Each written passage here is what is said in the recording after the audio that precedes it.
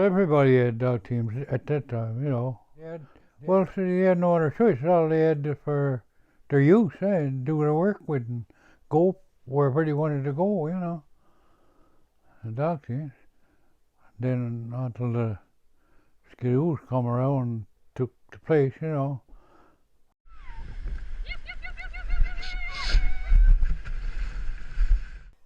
I'm Irish Morris from Battle Labrador. I was born in Capon Bay.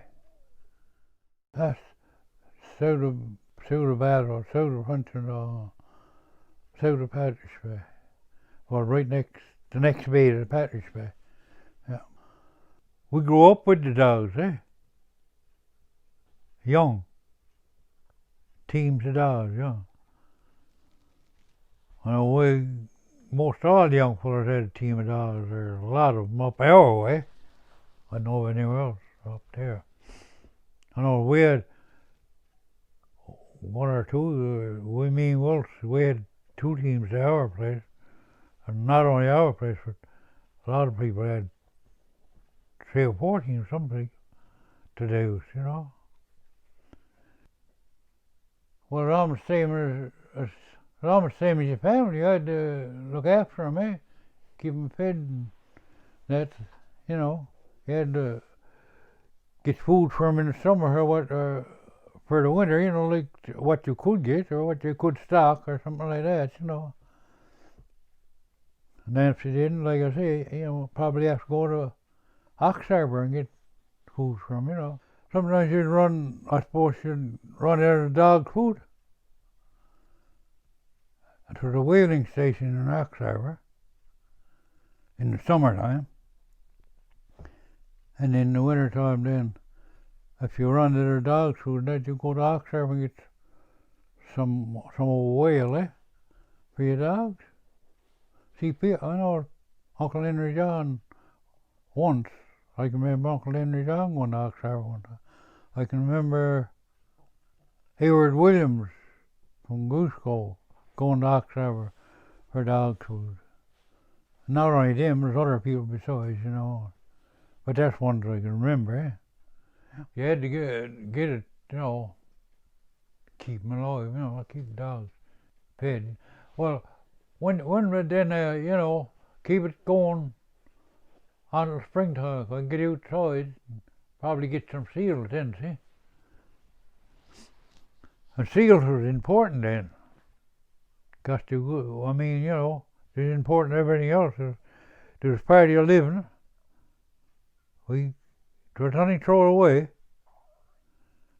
And then you keep what you could for the dogs, you know, you know. And the skins, they wasn't thrown away. They were clean, dried, and whatever made out of them. Boots and mitts and whatever, you know. Yeah. We were only young when we were growing up. Myself, and we lived in open bay. Weekends then, go in and get your wood, you know, you bring it out, all of your load of wood, and you cut it up and bring it in. Try to get that done early before dinner if you could. And that's on the weekends, like Saturday. Take off then walk up to Reach Farm. About 10 miles. You know, just for the weekend. That's where the girls was too, see, a lot of them. Or the most of them. All black tickle girls. Or you go somewhere else. Perhaps you go to over to Black Bay or over to Porcupine or Muscle Rock somewhere, you know. Most every weekend you go, if the weather was good, you go somewhere. Walk. Wouldn't bother taking dogs in because there was too much bother. You had to look after them, And all dog team, you had all your wood with dog team, and you done your, like, if you done the trap and you had it in the trap when it freeze up, you go on your dog team. In the country, like that. Yeah. Well, people was all over the place, trapped all over the place from different places everywhere, you know, because they had no other choice, All they had to live on was a little bit of they'd make in the summertime, like fishing. Some would do alright, and some wouldn't do nothing, like wouldn't get much fish. So you have to go to trap. I know first when I started fishing the summertime and move in the bay in October. Stay around then, get enough wood for the week, and then take off, tailing traps, where you could walk until it freeze up, and then when it freeze up, you go on Dogteam. You had to try to make your living the same as you got to do now. Only thing you had to work harder then, you got to work now. At them times, the doctors used to travel by Dogteam.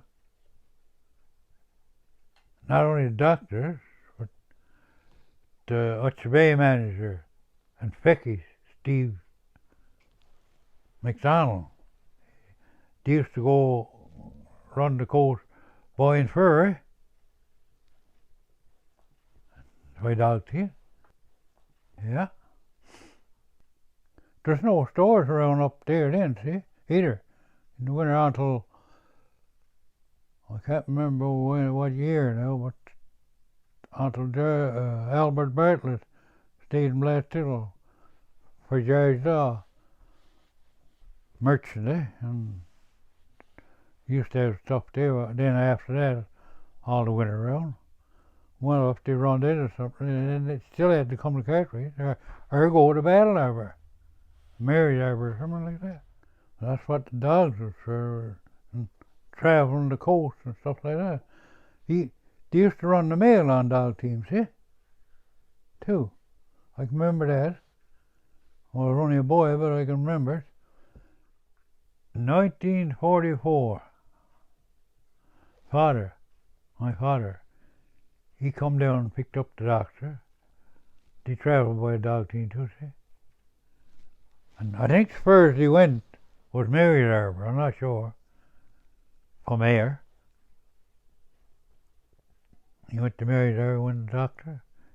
We lived in Open Bay at the time. Come back and he got sick. Yeah. I had to take the Dogteam over. Come down with the doctor. 12 years old.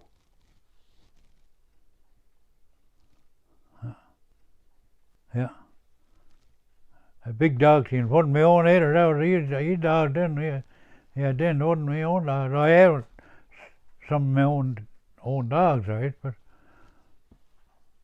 yeah, I had to come with his team and take his team over and come down here with the doctor. Easter time, you wouldn't know it till Sunday. You're coming down, crowds getting ready to come down there for Easter. Come to Cartwright for Easter. I was coming down there one time. Me and Paul Wilkes was on the same Dogteam.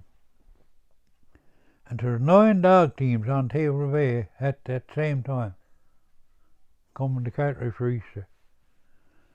Some come on to Cartwright, some more stop Goose Cove, and some stop Table Bay, probably, because people used to live in Table Bay then. And one year we was moving out to Spotted Downs. Well, we was home then, me and Kerm were home then with father and mother.